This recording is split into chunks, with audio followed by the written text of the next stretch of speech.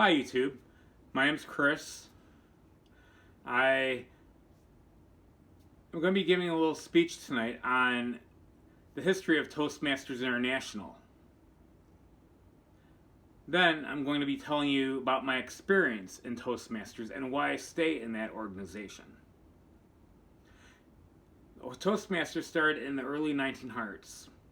A young man by the name of Ralph C. Smedley, who at the time was serving as educational director for a YMCA club in Bloomington, Illinois, saw a need in his community for men to learn how to speak, plan programs, serve on committees, as well as conduct meetings. He wanted to do this in a fun, supportive environment. When he talked to the men in the community about his idea, they loved it. And from then on, Ralph Smedley named his club, his new organization, Smedley Club Number 1. Word quickly got out about Ralph Smedley's newfound organization. And when this happened, he started receiving dozens and dozens of letters. To save time from writing each individual back, he wrote a book called The 10 Lessons of Leadership. This is the program that ToastMasters has based their entire organization on for the entire past decades. The first unofficial meeting was held in March of 1908. Much like meetings that are still ran today, people give speech presentations based on assignments, and they're evaluated on them by senior members. When Ralph Smedley eventually got other job opportunities at other YMCAs around the country, he eventually found a home in Santa Ana, California. Unfortunately, because he left, the clubs that he left behind didn't flourish due to lack of leadership. When he decided to restart his organization in Santa Ana, California, he had talked to his new partners about it, and they loved the idea and they all wanted in. Ralph Smedley then started his new organization and renamed it ToastMasters. Now back then, a Toastmaster, or a toast, was something you did when you had a person receive an award. You wanted to toast them in celebration, like lifting up a glass of wine, like you may still do at a wedding or a reception. By 1930, there were nearly 30,000 clubs worldwide, which include clubs in British Columbia as well as Canada. Because of this, Ralph Smedley renamed his club one more time. This time, he named it ToastMasters International. Now, how can ToastMasters benefit you? What's in it for you? Why join? Simple. ToastMasters is a program where you learn as much as you want to by the more you participate. You gain communication skills by doing speech presentations, and you do them based on leadership assignments, or assignments that have to do with leadership. While they have a new program called Pathways where you can choose the path you want, most are about leadership, and only, I believe, one is solely about communication.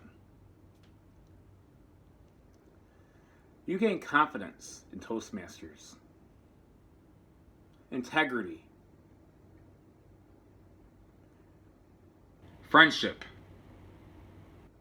You learn to talk on your feet by being involved in impromptu speaking, or what we call table topics. What else can Toastmasters do for you? Make you feel happy. I have to tell you that every meeting I go to, when I leave, I always leave with a smile on my face. I enjoy the people. So many people are positive and friendly and open to giving you positive feedback, and it makes you want to come back. It's the environment.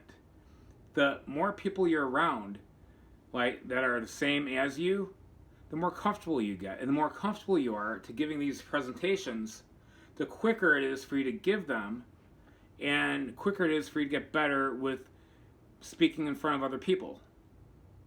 When I first joined Toastmasters International, it was a little over 15 years ago. I joined because I had a problem socializing. I had a problem being around people in large group settings. And growing up, I really didn't have many friends my own age. And because of it, it was hard for me to get to know people, which was another part of my problem. And Toastmasters completely changed me. It opened my eyes up to so much more. It made me a better person. I grew. I learned more about leadership than I ever did in high school. 15 years. This year, I will have been a member of Toastmasters International, and all I can say about it is positive things. I'm good at delegating, time management, organizing, conflict resolution, and evaluating, and more skills than that I would not have learned if it wasn't for being a member of Toastmasters International. I learned to think on my feet, like I'm doing right now. I didn't plan on doing a speech today. Yet, because I cannot physically be at my other club because of the COVID-19, I feel the best way for me to give a presentation, keep myself active, is to be giving these videos, which is the whole purpose for my YouTube channel. I have about 40 speech presentations I'm going to be giving or putting on video on this channel. Some are going to be brand new like this, some won't. In fact, when I have enough people subscribed, I plan on doing live sessions where you could ask me questions and I can respond back to them for you. So what else can Toastmasters do to benefit you? You learn teamwork. By serving as an officer in a club, you gain skills in things such as being a secretary, or learning how to set up the room in a good manner by being a sergeant at arms. You learn to do treasury work, like budgeting. You learn how to be a VP of education or vice president of membership. And the more you're in it, and the more training sessions you go to, the more you learn about leadership. You're learning college level leadership skills at a fraction of the cost. Why not join? Instead of going to college, you can come here and learn the same exact skills.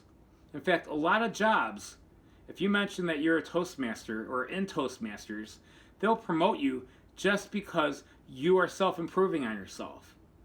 So why not join an organization that's going to do so much to benefit you and make you better?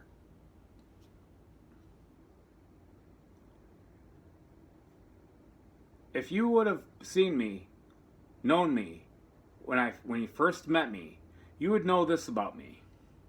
I never talked to anyone. I kept to myself. I was the type of guy that kind of just was a follower, did what everyone else wanted, because I wasn't sure, and I was always concerned about people and what they would think about my opinions. Well, I was right. People didn't like my opinions very much. But you know something? That doesn't bother me. Because if they don't like me for who I am, then they never will, right? So why take a chance and get to know someone if they're not willing to accept me for who I am? And Toastmasters